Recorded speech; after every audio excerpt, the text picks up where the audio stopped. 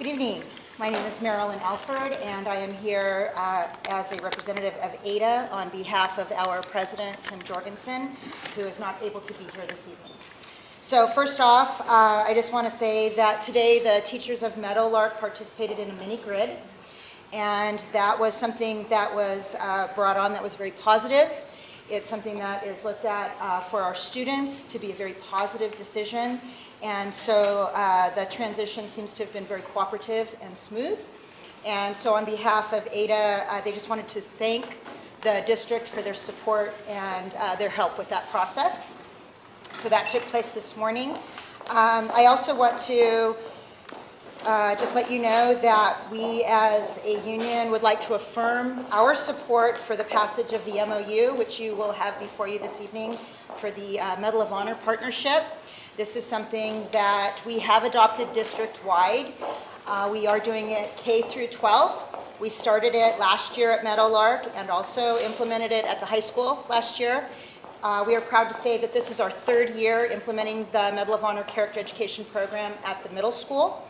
And it's something that the middle school stands for. We stand behind those core values. We happen to have 4 here at our district and another 4 with the character education program. So we just are hoping that you will continue that program throughout the district. Other than that, the teachers are committed and very enthusiastic for the school year.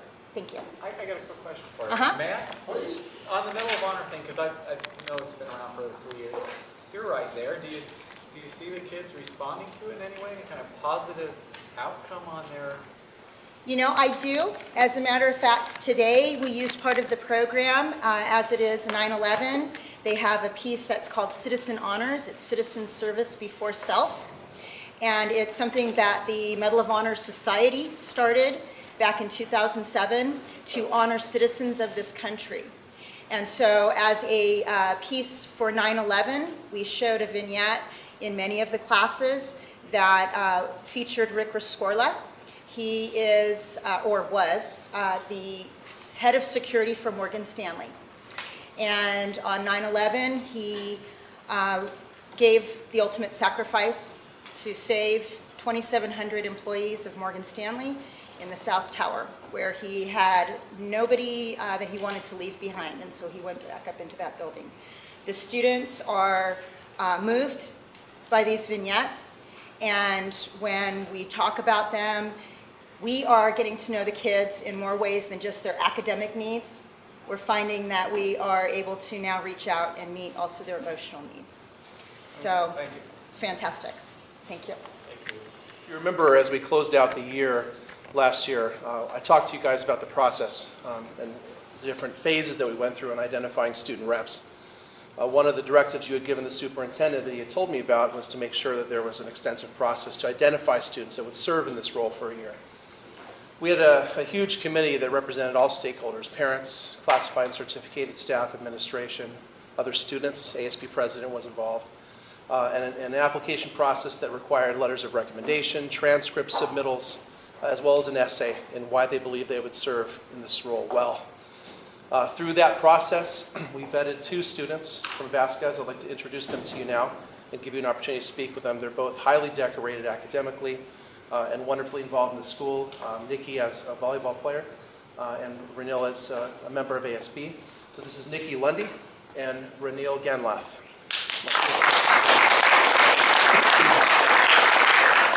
Very proud of them, and if you'd like to ask some questions about their ideas, they're ready. Are both? Ranil, since yes. Yeah, they're both seniors, and since Nikki is a volleyball player, she's in season right now. They've decided that Ranil will cover the fall, and Nikki will cover the spring. Okay. I don't have any questions of them other than to wish you good luck and hope that our process here doesn't poison your mind. Thank you.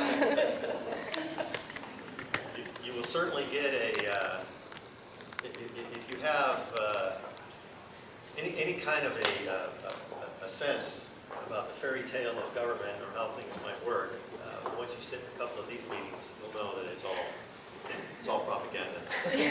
So there's some reality tonight, though. Yeah, but there is good stuff that happens like that. There's a lot of good stuff that happens, and I think you'll see how, our parents, our board members, and our staff is involved together in coming up with solutions and addressing issues, everything from curriculum, you're building a high school, things like that. I think you will have an insight. Mark is of course saying some of that in jest, but there's truth to what he's saying too. There's a lot of dysfunctionality of government you'll see, but I think it'll be great for you. And what I would look for from you, and what the board I think looks from you, is just to have kind of an insight from your perspective into what's going on at your school. That's it basically, and what the teachers, are doing, what the students are doing. Things that you would think, God, I wish the board knew that. You have basically the ability to be the magnifying voice of the student body to the board. So if you look at it that way and make a nice presentation to us, this is what's going on.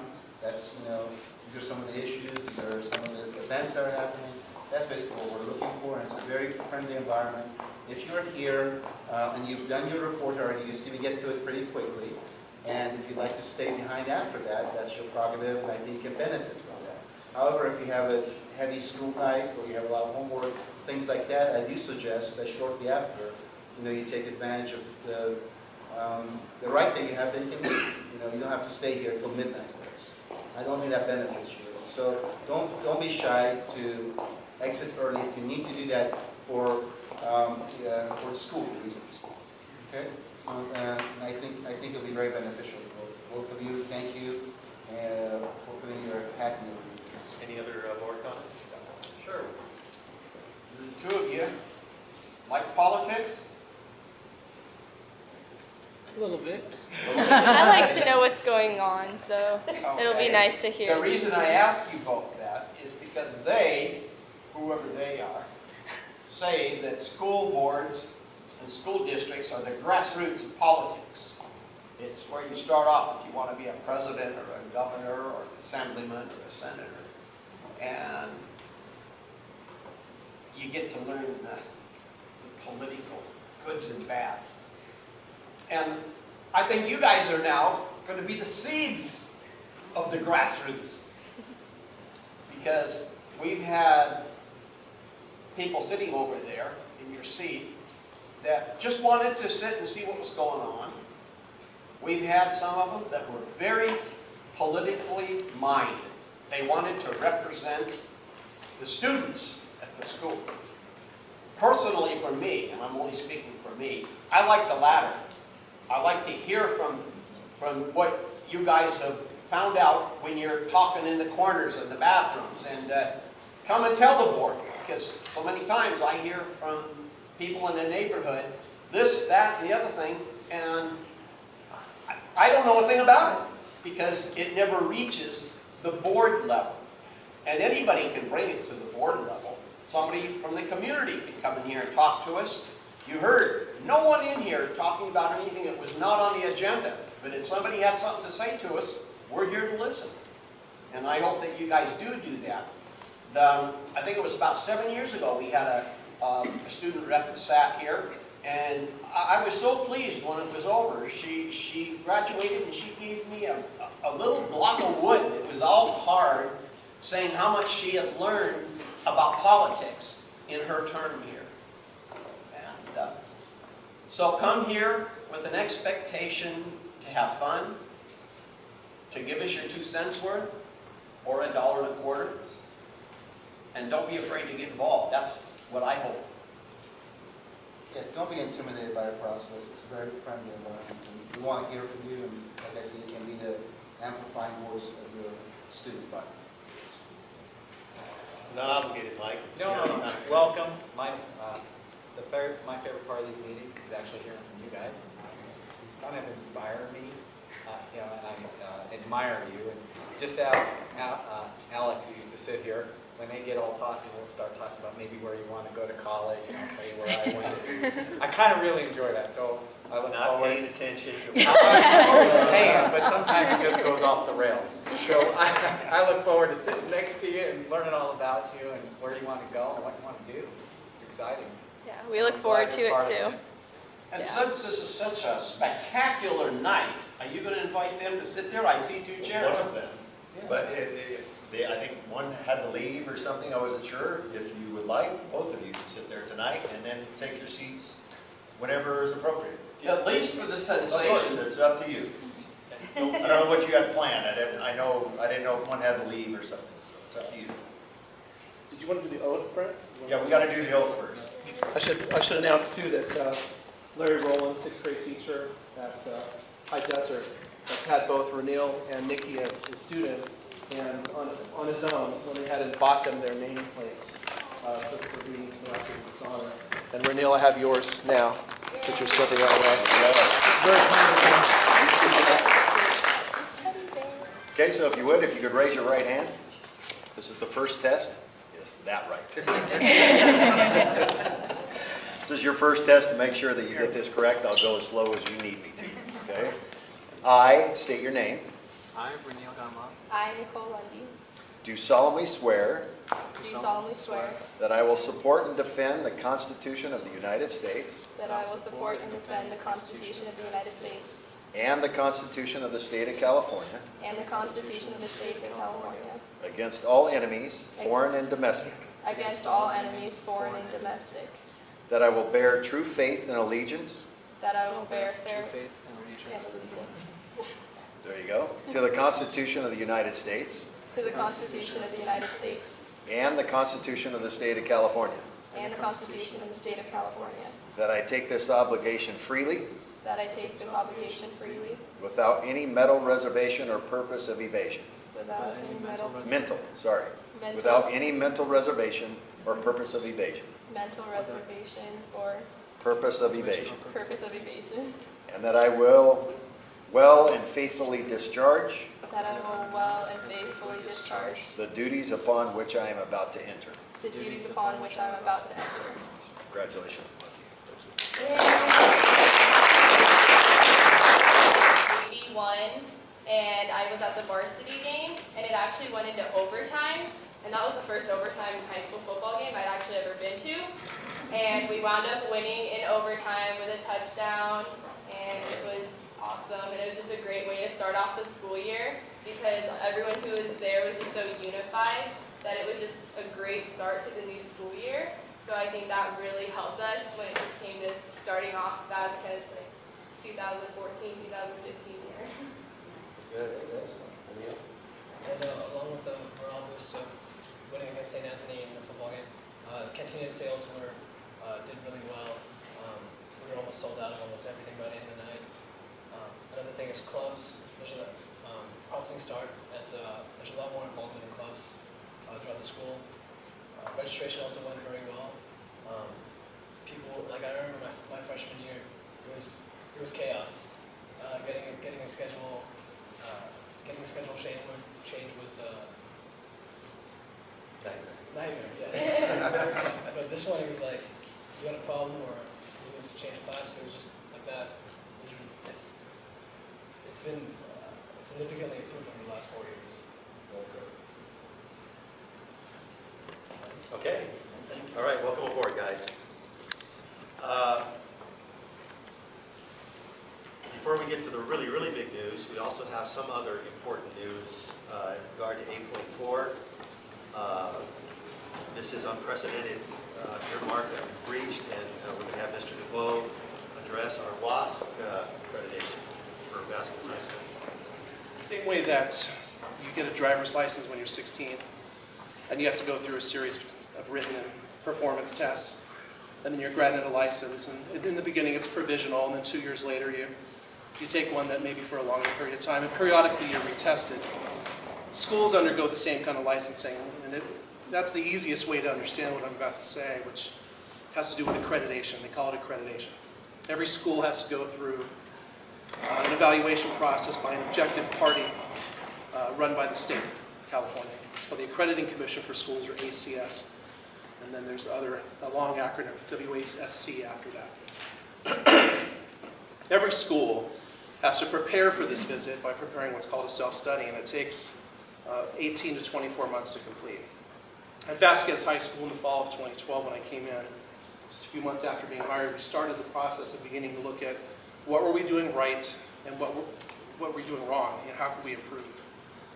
And the centerpiece of what I had brought in, having chaired the committees in the past at other schools, was let's be honest. Let's really be honest and have some integrity and identify, put the dirty laundry out in the air and have a solid plan to deal with it. And to the credit of my staff, we did that. We were really honest. We looked at things that alarmed us, math rates, variations of rigor in classes,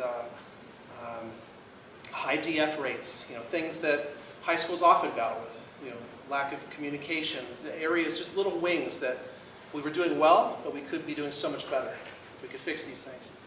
So after 18 months or so, in the spring of 14, we put together a self-study that was about 3 inches thick, and I know the board members received that. I don't expect you ever looked at it, but it had a lot of data. It was about 3 to 4 inches thick, and we sent that off to the commission, and they visited us in March. Spent 3 days with us, 6 people from all over California that were flown out and drove out to see us. And after evaluating our action plan of how we plan to improve over the next 6 years, and after visiting every classroom and talking to a lot of students and a lot of community members and families, some of which are still here, many of you were interviewed. Part of that process, Janet Wong, Jennings, Clemens, Hope Sanders, they send a recommendation to the commission, and they make a decision on how long to grant our license as a school. In the history of Vasquez, over 20 years, the longest term it's ever received has been 3 years, which is about a C. So it's the middle. You can get a 1-year, a 2-year, a 3-year, or a 6-year. Those are basically your options with variations. So Vasquez has seen 2- and 3-year accreditations since its inception, and we just found out, ironically, on the 4th of July, so of independence, that we got our first 6-year in the history of the school.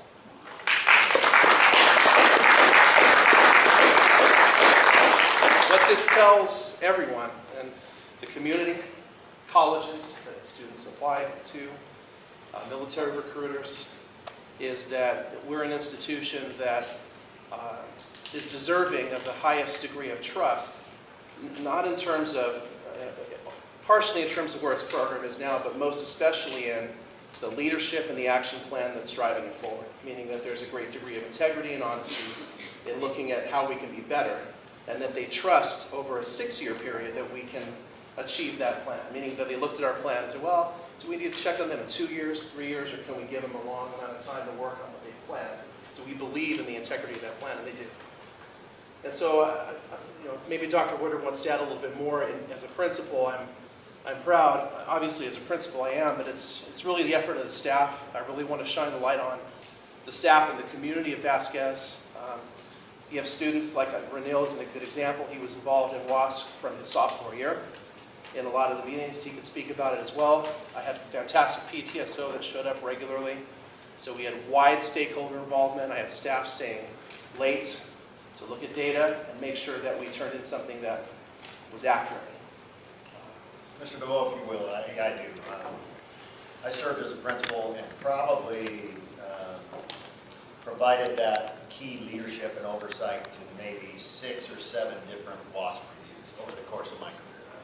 I'll tell you, it's arduous, it's an extensive process, it's not easy, it's hard to get, that coalition of folks to come together with the community and the staff and those kinds of things. It's not an easy 6-year term. So I've also served as chair on the flip side, serving, and I've evaluated many different high schools and been able to go in and say, okay, and basically give schools accreditation. So I've seen both sides of the coin. Some schools, obviously, I've seen the 2-3 years. And I've also seen the transition of Vasquez High School. And I honestly can say this is probably the first time I would have given that school a 6-year accreditation. And I mean that because the staff and the leadership, the community, all finally have come together, and now we're developing a high school that's not built off an elementary framework. Unfortunately, this district, for whatever reason, chose to do that when we unified. And they built it based off what they knew. They knew K-8. They knew that scenario, so they built the high school in that same design. We're finally now what I call, originally was institutionally bankrupt in terms of protocols, processes, and what high schools do. We're finally there to the point where now we have a 6-year accreditation. They look like a high school, they feel like a high school. The process of registration is sound. The quality of education there has gone up tremendously with course selection, et cetera, and I can't tell you how much I applaud your specific efforts, Ty, and your committee chair, your WAS committee chair, and your staff. Your teachers, your community came together. I think that's obviously a demonstration of you and your leadership team, and I applaud your efforts of what they've done. I think, don't understate it. First time in the history of this district and that school that's occurred. Where in other districts, other high school, that's a standard expectation. Not to blow any horn, whatever, most high schools get a 6-year accreditation. It's rare that they get anything less. Vasquez High School has had nothing but 2, 3, 1-year terms. This is the first and a 6-year, and I'm saying that's why the elevation is like this at this point. It's nothing but up, and again, sorry, the expectation is from now on 6-year terms. VHS Construction, and if you will, let everybody know what's going on here, Brent. Awesome, I'd be happy to. It's one of those things it's been really hard for me to keep this, if you will, under my hat. But a few days ago, I was notified by OPSC, which is the Office of Public School Construction, that our complete project was fully funded, meaning we will get the state match. And it will be, and I'll talk about it a little bit, but the amount will be $14,471,305.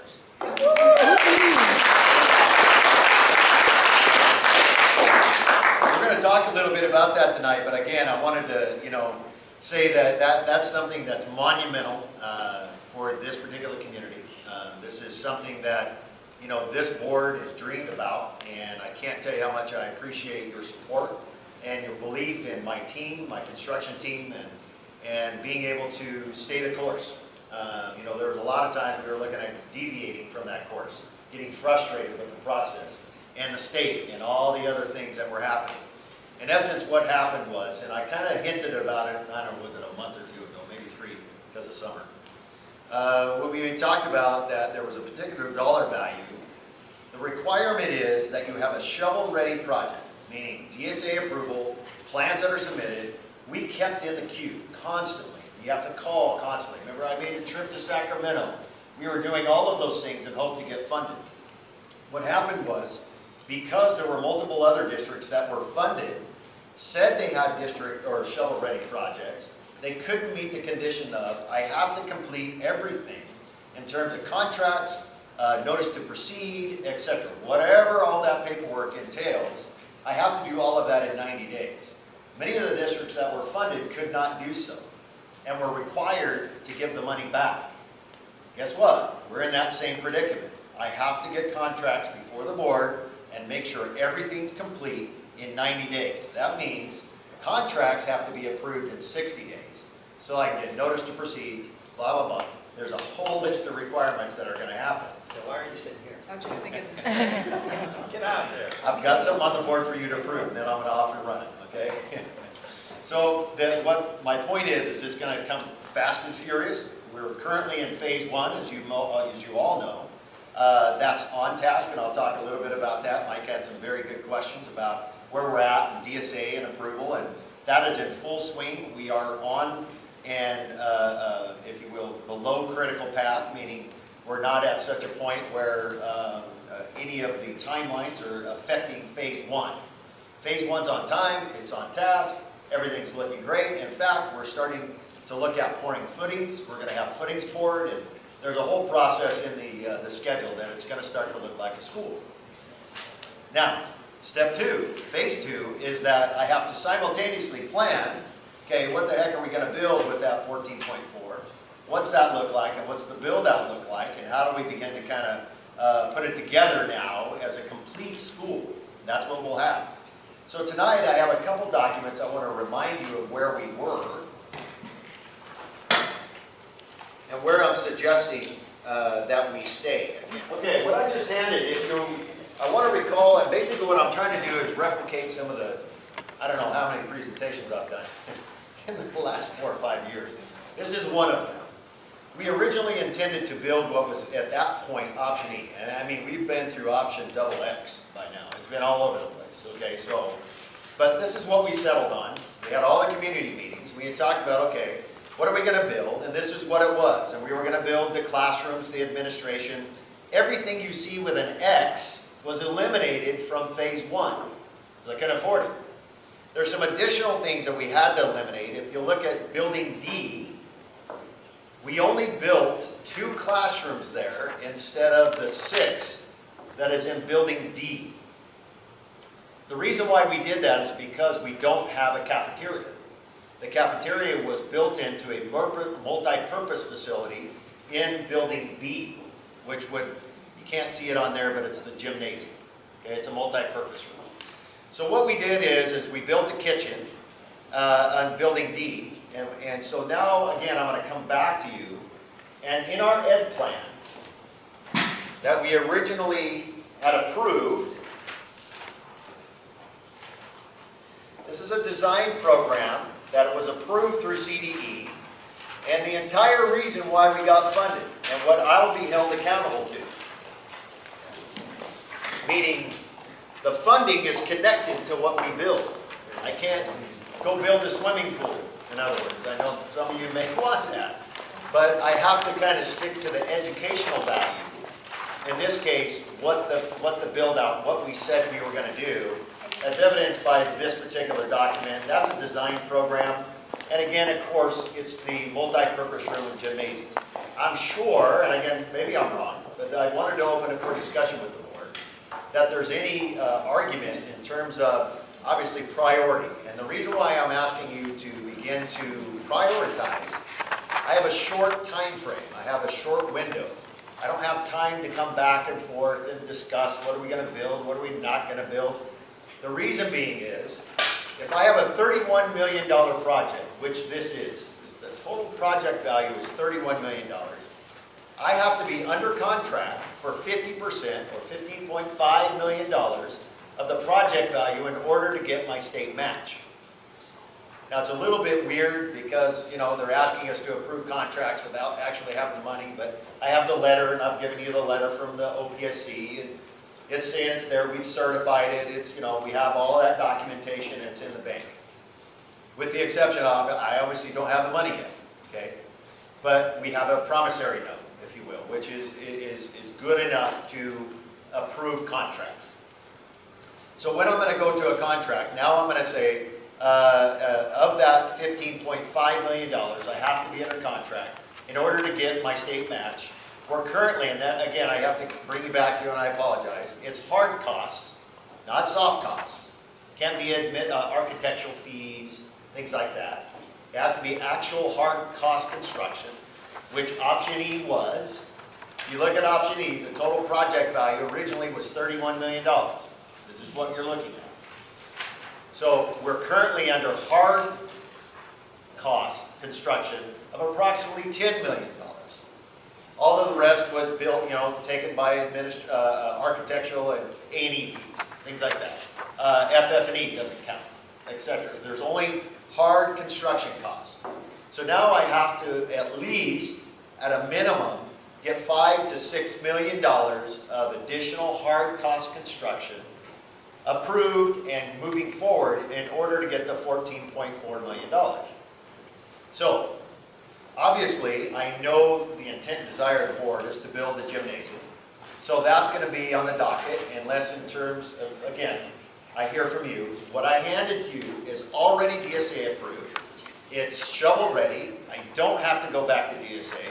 We've continued to keep that active. That A number is active. It's ready to be implemented. I can go out to bid now, which is exactly what I'm going to do. And I'll show you later how I'm going to do that. The rest of it is building D needs to be built out, which will be an additional 4 classrooms. Remember I told you we previously built 2.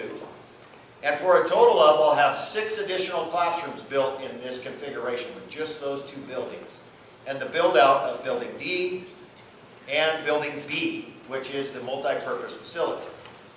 In addition to that, there'll be 2 parking lots, which you see one X through, the other not an X, as well as landscaping in the interior portion of the building, as well as lighting, and it'll be a complete project. There's a few exceptions that right now we're going to, again, I'm not going to bring forward to you the entire $14.4 million, obviously. We're going to go out to bid for those components that were already previously approved in the ed project. And then we also have a primary access that we've now reinstituted. But what I'd like to do is, because of the brevity, if you will, at time that I have in order to bring back contracts to you, I need to clearly focus on big ticket, quick and dirty items that I can get moving forward within 60 days. That's not a lot in the contractor world. So I'd like to focus on building B, the build out of building D. I'd like to build the interior and complete the landscaping and all of that, because again, right now's the time, because I can do all of the undergrounding, I can do everything right now. I also want to build a parking lot to be able to accommodate whatever event we happen to have there. And I also want to, there's a lighting plan that we need to update, and some other little plans that we need to update to accommodate each of those, the security, et cetera, et cetera. There will be an FF&E component in this building B. We're going to evaluate that. Tonight you'll see on your agenda you have a pre-construction service agreement. What I'd like you to do is consider approving that so that I can enter into a lease-leaseback contract with JTS. So that I don't have to delay that. I'll explain what that is. If you remember last time we had talked about a lease-leaseback construction model for the modular construction that we're currently building and under construction with. And what we're going to do is enter into a similar agreement, same contractor, we're very happy with. He's done a phenomenal job, and he meaning the whole company, as well as the modular company, which is an extension, again, of Building D. And we now need a pre-construction service agreement. Last time it was approximately $5,000. It's a nominal cost. Is all that does is enable me to enter into, if you will, an agreement with JTS Construction to go out to bid, to put together bid packages on the items that I mentioned, and hold, if you will, in our bank account the additional dollars that we don't spend as I bring forward those contracts. It could be in excess of $3.5 million that the board will then decide, okay, what else do we want to build? Do we want to build more, another softball field? Do we want to update the parking lot in the front? What do we want to do? We can have that argument at that time. And then I can begin to design what those things are. I may need to build a secondary entrance off of the Escondido. Maybe, I don't know yet, we'll see how that works out, but I need to keep back in my pocket, not in my pocket, I shouldn't say that. In the district's pocket, okay, your pocket. We need to keep in our coffers, if you will, the additional dollars that won't be under contract. We will get the full value of that. It'll be 14.4 plus. And then we can decide and have those discussions as to where to proceed from there. So that's pretty much the crux of what I'm advocating tonight. Obviously, I'm asking to go forward. I need you to understand it's already part of the process. We've already attributed this construction to a dollar value of how we were compensated, why I have the $14.4 million, and I'd like to adhere to that plan. So with that, do you have questions, comments? No, it makes perfect sense. I mean, I've got it all memorized after 9 years, so I just want to add to it that the idea of the build out for the classrooms for D and B, getting the cafeteria back into the community sports and community arts center rather than our gym, it's all consistent.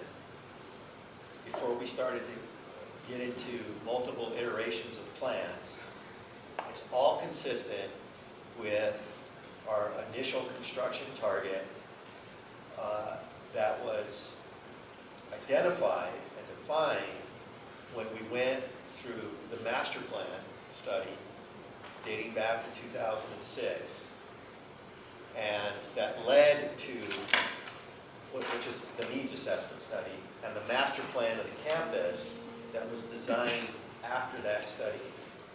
The elements of that study came forward. So really, all we're doing is going back to where we were And what you just mentioned as a program designed for construction is consistent with what those initial figures were to get us to a point where we can house a sufficient number of students. Until we had the state match, one of the things that I was always worried about is we were going to spend all the community's money to build a partial campus, and depending on how much time went by, if we had any student population growth at all, we would be maxed out, and we would have to do the hideous thing of renting portable buildings to house our kids, which is what we've been working for so long to not do.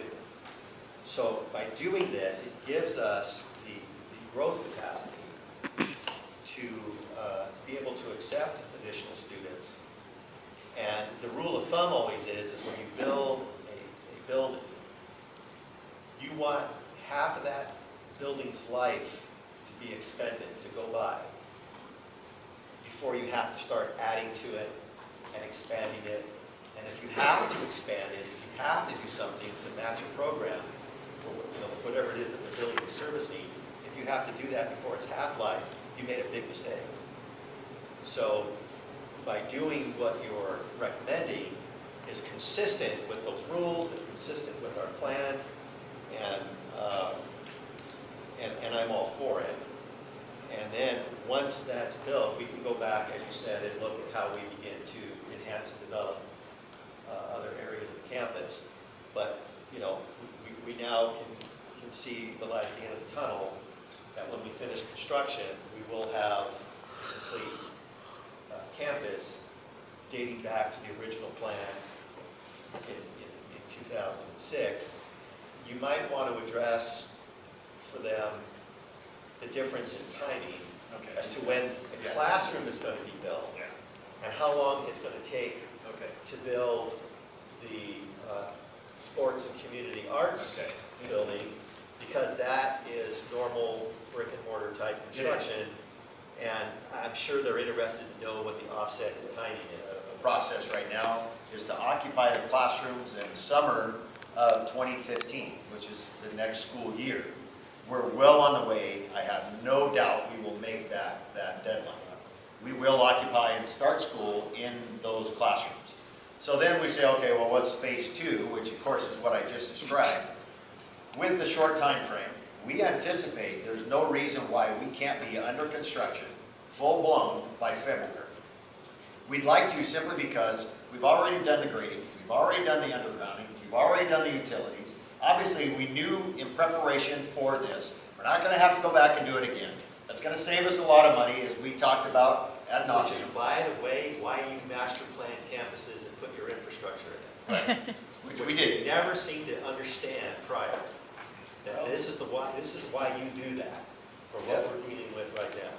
So all of those things are already done, or currently in the process of. We won't have to go back and retrofit it to accommodate building D, or we got some switch gear to upgrade, and the septic tank system to add another tank because it's more volume, and more toilet facilities in the gym, things like that. But it's all built in expandable fashion so that we can, and without major issues. Now's the time to do it. We can be under construction without occupation in terms of the classroom buildings by, I'm going to say, February, March timeframe. Maybe earlier. It depends on, if there's an El Nino or something. Other than that, we should be able to get under construction, and we believe it's about a 14-month to 15, 16-month to be able to complete that whole process of the gym and all the things I described. So that puts us in the summer of 16 for occupancy of the next building. So full build out, full construction, complete project would be in the summer of 2016.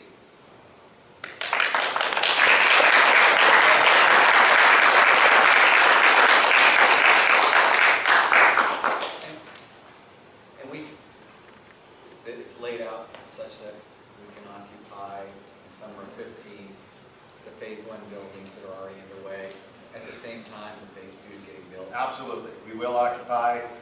You notice right now, Ty's been great, Mr. DeVoe, at I started bringing him to the meeting so that we could avoid any of those issues. We have everything fenced off. We've done a fairly good job. There's some things I'm not exactly happy with, nor is he.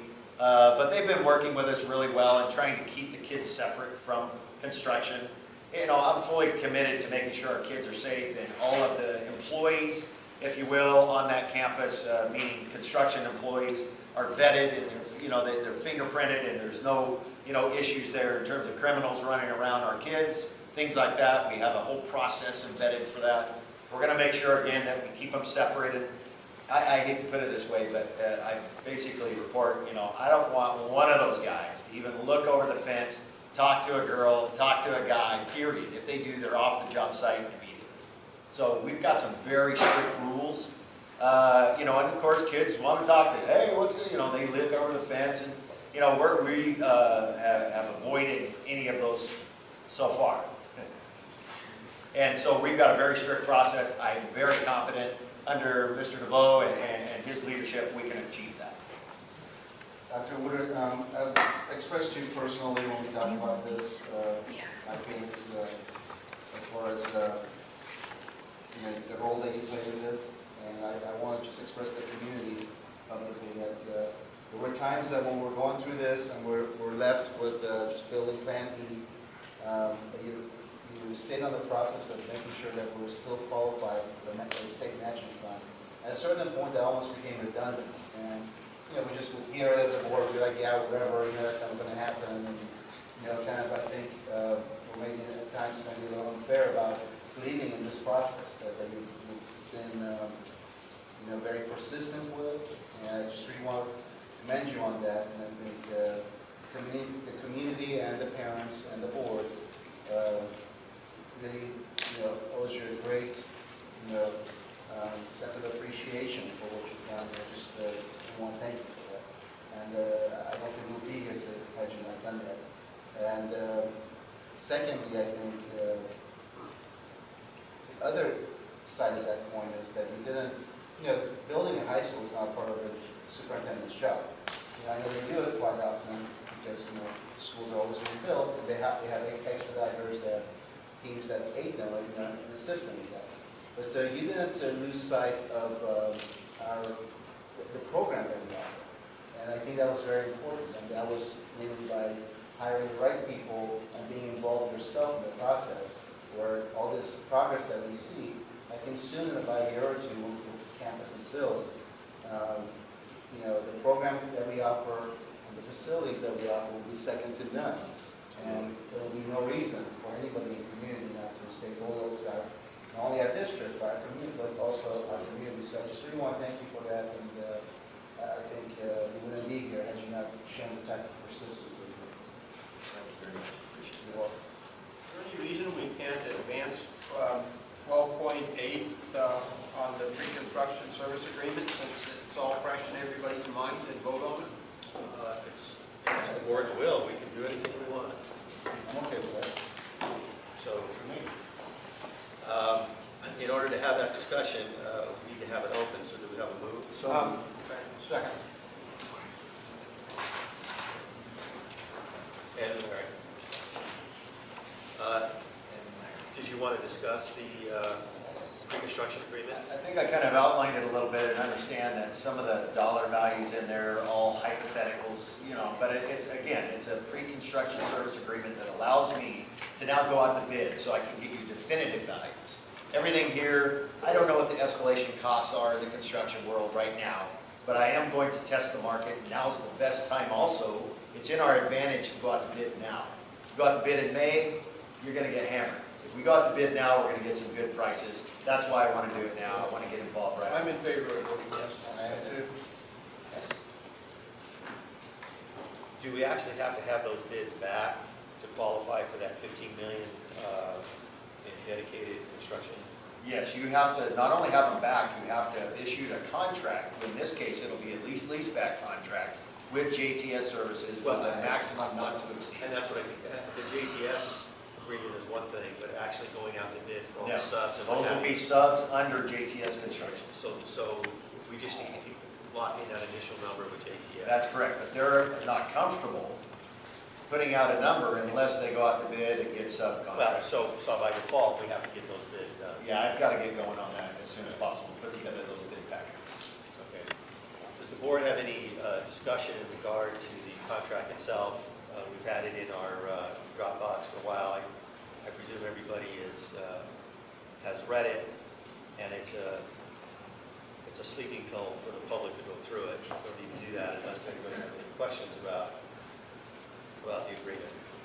Okay, so as to approval of the construction service agreement with JTS, call the question. Aye. Aye.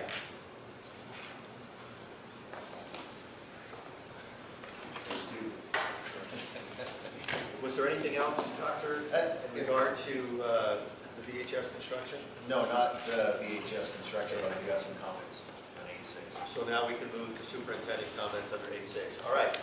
So I guess it kind of connects, but again, I appreciate your comments, Mr. Porter, but I also want to point out, you know, the team, the construction team, I honestly believe is second to none.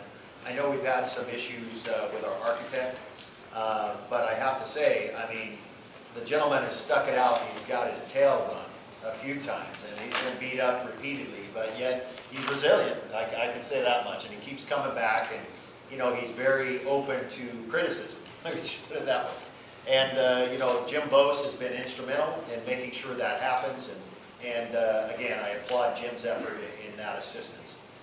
Even though I'm called construction manager, which again, Jim is the one that advises me. I'm not a construction expert in any way, but these guys, even though we don't have a construction management firm, I think it's duly noted that these gentlemen, without those guys, and Will and the JTS crew, has really helped advise me in making at least some high quality decisions. So without those guys, Mr. Porter, we wouldn't be here either. So I'd be remiss if I didn't mention it. So if we can, I'd like to also kind of go under 8.6 if we talk about it. I wanted to, you know, talk about last time, which we didn't have a board meeting, and I understand all of the rationale and reason why, but at that time we hadn't started school anyway, so at this point, I wanted to recognize the teachers and the classified staff that opened our schools, and the administrators, the principals, deans, directors and coordinators, secretaries, everyone that has really put in a valiant effort to make sure that this school year was one of the best openings that I've seen in this district in my, again, 5-year tenure, 6 years now. And so again, I applaud their effort, and as I walked through every one of the schools, we had a pretty good customer service event around this whole idea of really choose your attitude and provide adequate, and not only adequate, but extraordinary customer service to our clients, if you will, and the community. Goes right along with our Medal of Honor philosophy in terms of, you know, integrity and respect, excellence, things like that. And I applaud the teaching staff of, you know, greeting the kids at the door and really kind of stepping out and going the extra mile for our kids. And again, I applaud their efforts tremendously. I thank you very much for your extraordinary efforts every day. I know without you, none of this would be for naught. Absolutely. And also, I wanted to reiterate the registration process again. Again, you know, done registration now 26 years, and I see it every year. It's, again, it rivals, and in my opinion, was better than when my daughter currently got registered at Valencia High School. So I can tell you, you know, Mr. DeVoe, you and your staff put together an extraordinary effort. And again, I think you were in that district, and you know what it's about. I don't know, I'll tell you, I would have rather have gone to your registration than mine that I went to. It wasn't a whole lot of fun. Sounded like to me, again, I appreciate your comments as well. That makes me feel really good. So, great growth in that area. Secondly, again, I wanted to reiterate the WASC thing and how extraordinary that was. I think I've said enough about that. But again, I'll have some additional comments when we get to the budget. But again, I wanted to point out the trajectory of the district. It's on a trajectory that is, you know, rising every day. It's on the way up, and in 90% of those cases, extraordinary, in the direction of significant improvement. We've built a lot of foundational elements within the district over the last years, and I also have to applaud the board and your continued support, your courage, and oftentimes in the face of fire, and making sure that, you know, you believed in me and my staff and this teaching staff to get the job done. And I think, by and large, nothing's perfect, nor there will it ever be, but at the same thing, I think by and large, it's happening on a daily basis. So again, thank you for your dedication to this effort as well. That's all. First of all, there's a football game tomorrow night. It is great fun for the whole community. I don't even have kids that play, but I go anyway.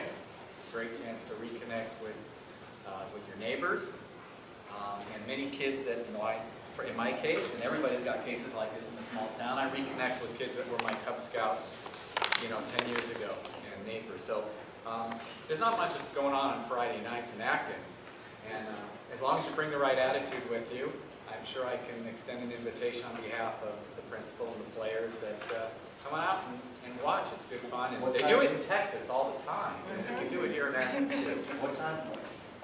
The JVs start at 5 or 4 this week. Okay. And varsity is at 7. There you go. Last week it started a little later, but they aimed for it. No. Anyway, I go, it's fun, and I reconnect. Secondly, you've heard students say how good registration went. Of course, you've heard the people that are responsible for us say that, but I also have 3 kids here, so as a parent, it did really go well. I have 2 kids at Vasquez, and we missed the pre-registration period because of vacation. Notwithstanding that, all of our classes were fixed on day 1. I mean, it was astounding. I have one in High Desert, and that was fixed on day 1 too. And we didn't even really play by the rules because we couldn't go to the pre-registration. So thank you very much as a parent. And then, I guess lastly, I wanted to point out, so the way I conceptualize this whole discussion on the building, and I just want to make sure I got this right, you know, we went forward with phase 1. It's under construction. That was with the money we had from our own bond. The state match came in. We were lucky. It came in earlier than any of us had anticipated. Great things. And that it came in at all. And now what we're saying tonight is we're going on phase 2 of this planning that we've always had. And I think that, and I queried pretty hard about this before the meeting started, what you're hearing is to get all that money, we've got to get a certain amount of work underway. Some of it is already underway, because it's phase 1, and what we're going to get underway to ensure that money comes in is the gym. That's not to say the rest of it won't get done. But so that's kind of how it plays out. Phase 1's underway, phase 2 is coming, and the contracts for phase 2, at the very least, let's get that gym, the extra classroom building underway, because that'll put us over the max, or over the threshold to ensure that we retain the funding, unlike the districts that lost it from not being able to move fast enough. Correct. Is that a good synopsis? That is correct. Okay. And let's see. Without taking any of the shine off, I don't know, can I ask a couple questions on where we are in the construction project? Because I keep the schedule and we haven't had a meeting for 3 months. So DSA plan approvals were supposed to be September 4th, and you said you think we're about 2 weeks away? That's my hope, And that's yes. your We've critical received now? notations back or notes back to us, and then obviously we've resubmitted, and there's, you know, an obvious bid time, but yeah, we expect DSA. So we're a little bit behind there. No, not necessarily, not according to the schedule. The schedule does go up, and then again, it doesn't affect the critical path. Okay, I'm just looking at the schedule that we had when we passed the budget and we approved the whole thing. We're behind on that incremental stuff, Yeah. but the overall critical path of the project is still moving forward. Okay. Yeah. These, are the retaining walls in? I don't think they're in, but they're in the process of being built. There's, I mean, they're making progress on it. Retaining walls were August 13th, and backfilling the retaining walls was August 22nd. I know schedules change or fluid, but Yeah. you know, we need to keep looking at it. We need to stay on it. That's what I do. Once a month for 2 months. Try to see where we are. So by the It's next funny, I think, year, you we're put a it little how behind. construction works. It's, when they get to the point, and the critical path is used a lot. And you know how contractors work. They have their guys on different jobs. And then all of a sudden it comes to the critical path, and JTX construction jumps all over them. And you saw that at the beginning of the school. All of a sudden I have 30 guys on campus immediately. And a flurry of activity, and everybody really actually doing the work that they're proposed to do. I don't anticipate this going to be any different. Keep in mind that time is money to JTS. And they have to, and are under contract to get this done as per part of this. I do. I understand. Pointing out the artifact. I understand. That's all I'm going to say about that. The orientation process was just excellent. There were stations that, as you enter, right as you entered the campus, there was station 1, and some student greeted you. You went to the second station. There were a series of 6 different stations. You went to get all the things you needed, including your gym clothes and all that. And then I felt the best part of it, not only how smoothly it ran, but the best part of it was at the end there was a student that took my 9th grader, my freshman, to the different classes and explained not only the teachers, but different things you do. And I think a process that would have taken a kid like him maybe a week or 2 to figure out where exactly to go for lunch, for this, that, the areas to hang out, where the shaders and everything, that type of stuff. It was just, kind of a cool thing, That was a great touch at the end, so I really want to commend you for that. It was, I went there with my brother who's visiting from England, and, my dad, and, my wife, of course, we all went there. It was just a really great reception all around. So thank you very much for it, Mr. Woodard. I wanted to make mention of the VHS Carnival, which is on October 25th, and I got an email today that tomorrow, September 12th at 3 p.m. At the Acton Library, there's a meeting for the parents that might want to volunteer for that. So it's a great event, and I just figured I'd make mention of that because I got this email from Mrs. Warren. And lastly, I'd like to request to Mr. Distaso the approval of, at the time of your choosing, you would maybe observe a short moment of silence in the members of 9/11. That's it. Larry? Yeah, a couple things. This was such a, I've got a lot of phone calls from Brent. Some of them not so good, but none as great as when he called me about the new school, the Phase 2 coming. And I think that there's somebody else we've got to remember that we owe some thanks to, or we would not have this school. And I have to back up before Matt and Ed were on the board, and maybe even before I was involved, when there were a number of bonds that were trying to be passed, and one after another they're being struck down. And when I'm on the board, Mark Distaso has a better idea where we could have a lot more money, but people wouldn't go for it. So it was time to maybe give up. But I didn't want to give up. I wanted to go for a lot less money.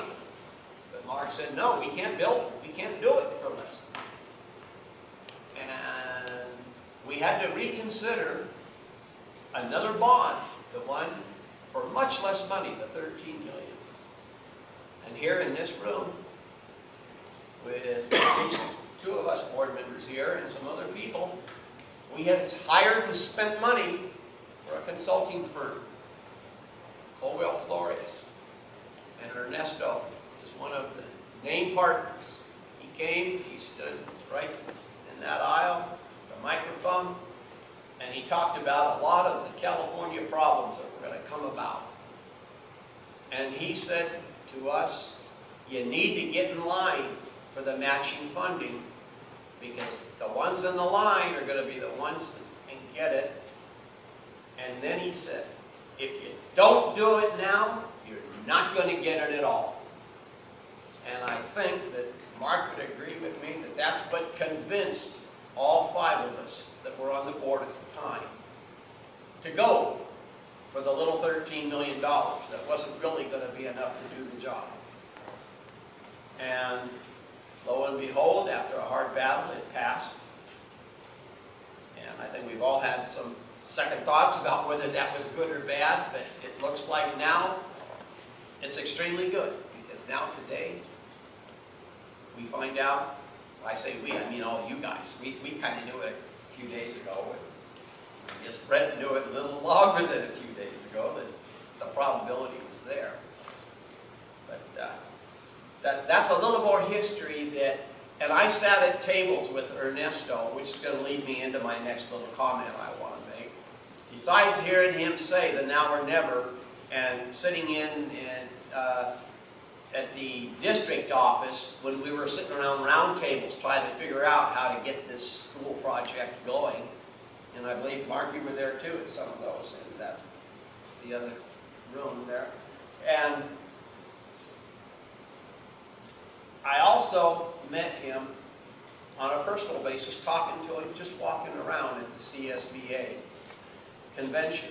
And again, he was very personable. And that's the person I think that, I don't mean pick up the phone and call him and say thanks, but we might not be where we're at now if he hadn't given us the good consulting information and given us the now or never speech that night. Which brings up my next point. It's the time of year again to ask the board that if it's possible, I would like to go to the CSBA convention. This year it's going to be a little different. It's going to start on a Saturday instead of a Wednesday. It's going to go Saturday, Sunday, Monday, Tuesday. And there's a particularly good symposium that I think is apropos for our district, and it's the charter school oversight, and a lot of information on that. And since we're so deep into treading the way for charter schools, I think that would be a good project. And I've gone through the book that we probably each of us had sent to us.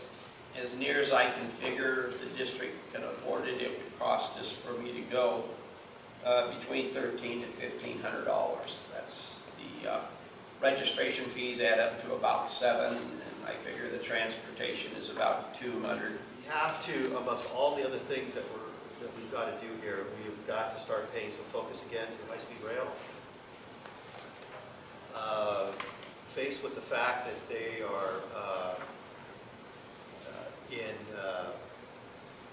knee-deep in lawsuits. They're straight line from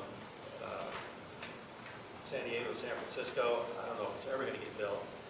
And so I won't say they've abandoned it, but they've kind of just turned away from it for a while, and they are full throttle to build Union Station to Palmdale. And somehow, it looks like the citizens of the state of California voted all this money to have a high-speed train going from Palmdale to Union Station, and that's it. That could all be that's there in the foreseeable future. So we were a potential project leg that was well off into the future. We are now first and foremost up front, and they are moving forward with their scoping study, and in fact, they extended the scoping study to tomorrow. So this is very short notice, but what I would ask, and I brought the letters with me, is to, you and I, Brent left, Dr. Woodard and I had authored a letter back in November of 2010 bringing forth all of the issues that we had as it relates to environmental impact for this community. And so what I'm going to ask staff, if they could please do, is to reconstitute this letter. I brought a copy. I probably still have it on file, but I'm going to give you a copy of it. Move the date on it, and make sure that we're addressing it to Mark McLaughlin, who's the Director of Environmental Services for high-speed rail. And if we could get it postmarked tomorrow, we can say that we got it in within the scoping time frame. And so it's just a reiteration of what the district feels needs to be done in the way of environmental impact review. On top of that, I have a letter that was authored in 2012 by Jonathan Trevelyan, who was a pro bono legal counsel that wrote a letter on our behalf to the Rail Authority. I don't know if we still have that letter, but I have the letter here. If we cannot find the letter, maybe we can copy it and send this in conjunction with this letter. I will be available for a signature signature tomorrow if necessary. And get this out so that we can say that the school district as an entity gave feedback to high-speed rail in terms of what our concerns are. And I'd also like to have both of these letters CC to the regional director, Michelle Bowen. I don't have her address immediately with me, but we might have it on file, and I think Lillian might have it, to make sure that it gets CC'd to her.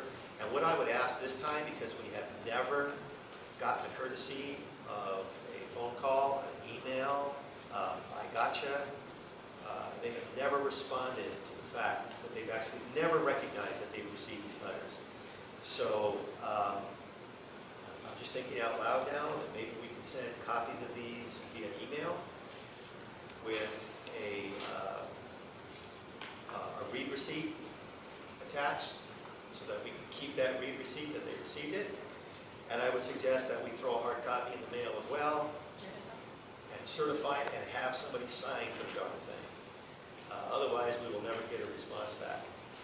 And this, in some respects, is the last thing we need when we have all of these other things going on that are taking the superintendent's time.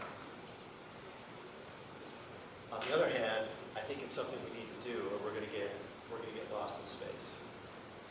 And I think we also, it's about time that we make a formal request of Michelle Bowen to come speak in front of this school board.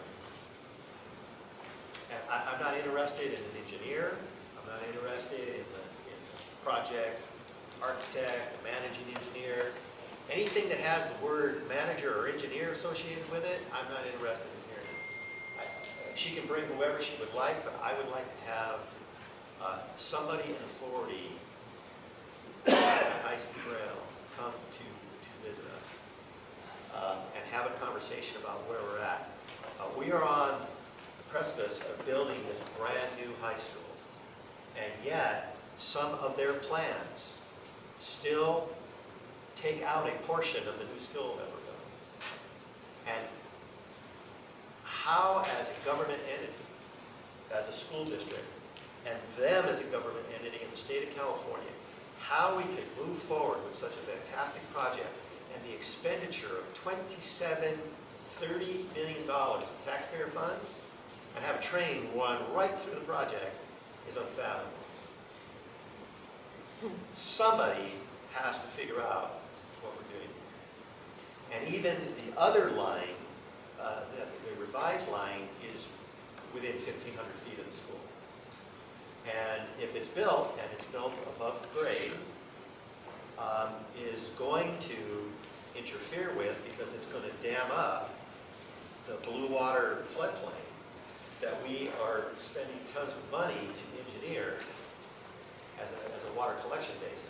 And yet, the area to the east side of the campus is going to be completely, whatever that water was supposed to catch from water coming downhill, we're going to have a red line that's 30 feet in the air that's blocking that flow of water. So they've never explained how they intend to get around that or what they intend to do with that. And so I really think we need to start getting more of a record forward about the conflicts that there are. I mean, there's a ton of conflicts between that rail project and our community, but just in regard to the high school itself, there's a significant number of issues that we need to address. There's just as many significant issues at High Desert. At High Desert as well. Absolutely. Okay. So I'm going to give these to you, Lucy.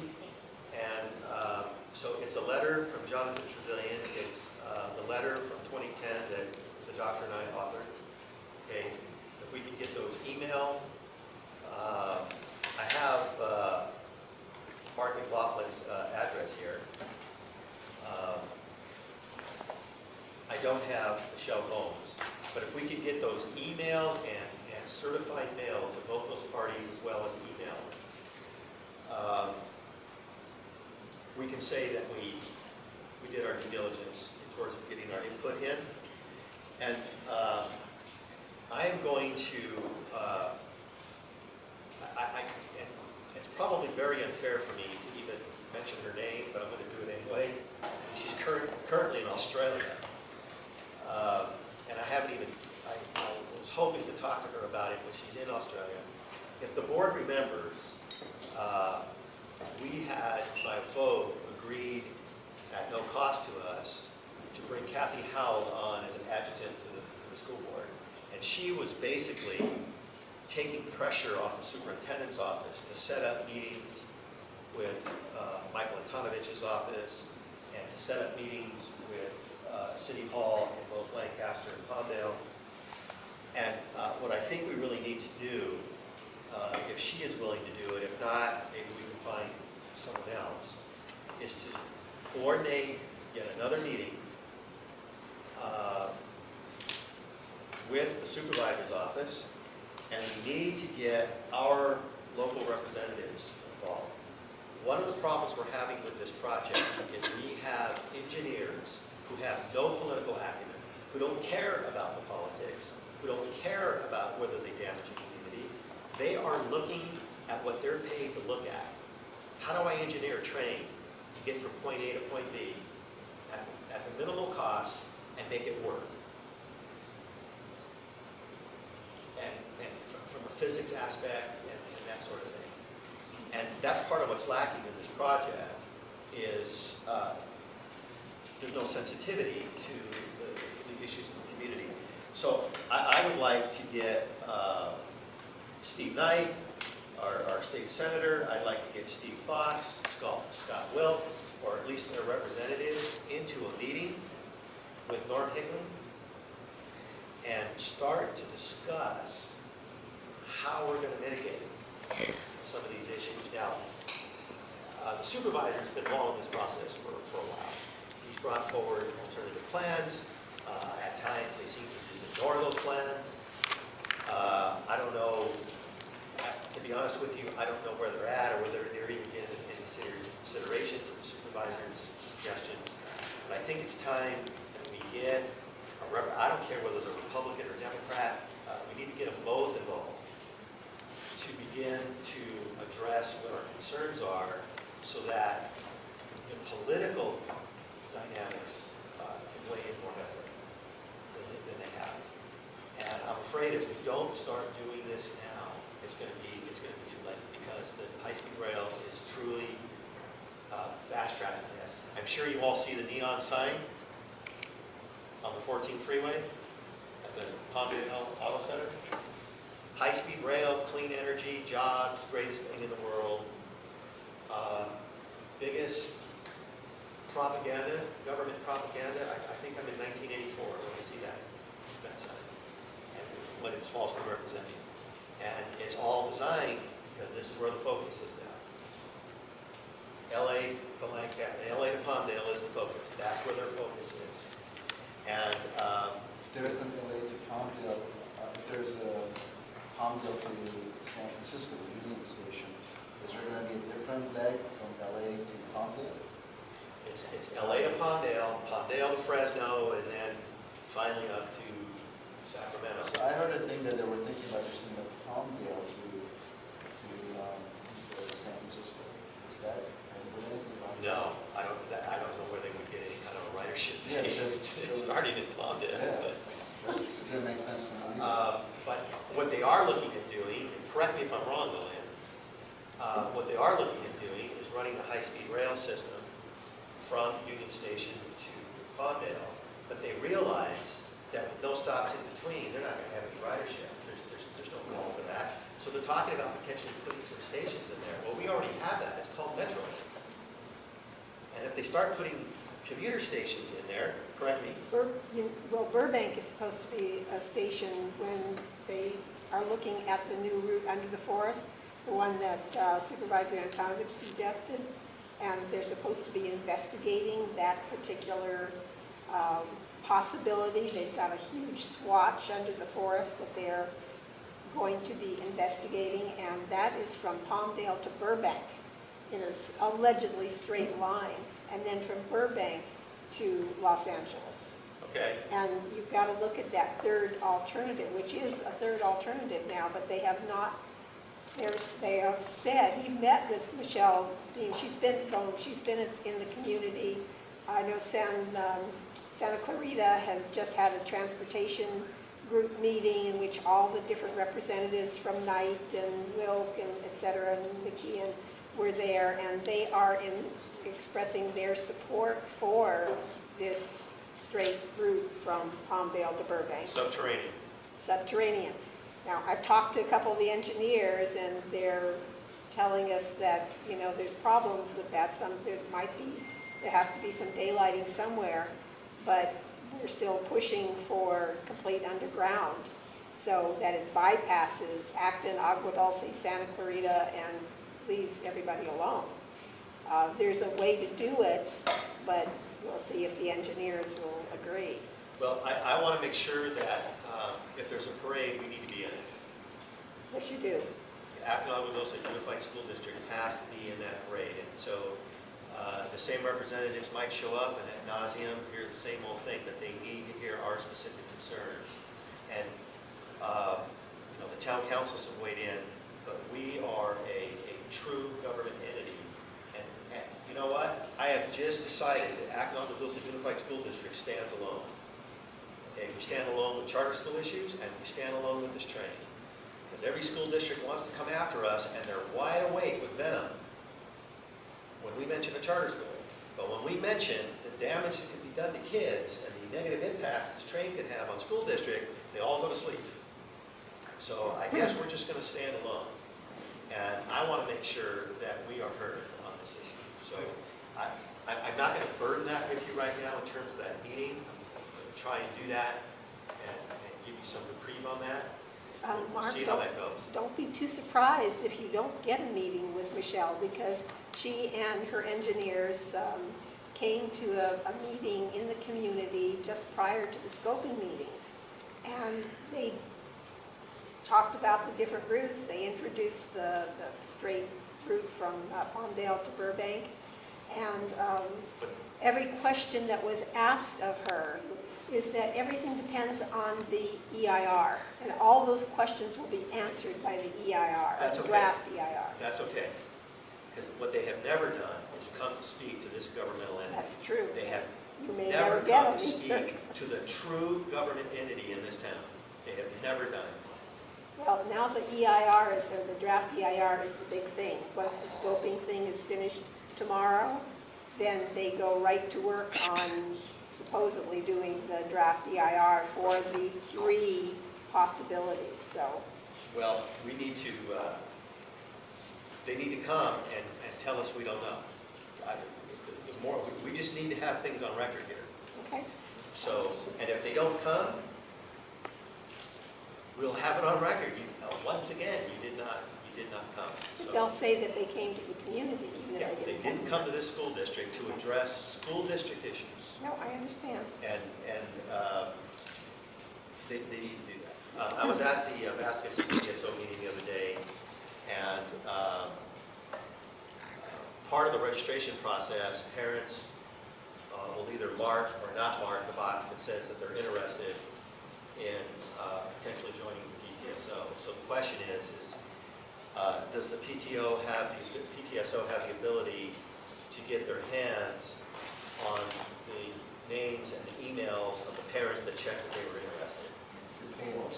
I don't know whether they can or not, but if we could look into that to help them with their membership drive. Okay, and well, and they did, but some didn't pay. They just marked that they might be interested. We can do that, absolutely. So they would certainly appreciate it if they can get that information, if it's allowable for them to have it. It is. And the last thing is has JTS or has there been any discussion amongst the construction team about a time-lapse camera? Yeah, we actually have one, and Ty... We do. Yeah, correct me if I'm wrong, we have a time-lapse camera currently on site. We had one set up at the beginning when we did grading, but when we did the footage, it was a little bit too far away. Because we did it at the mine. Yeah, and we realized that, a little bit later, but we do have a new one set up that Robert had set up closer.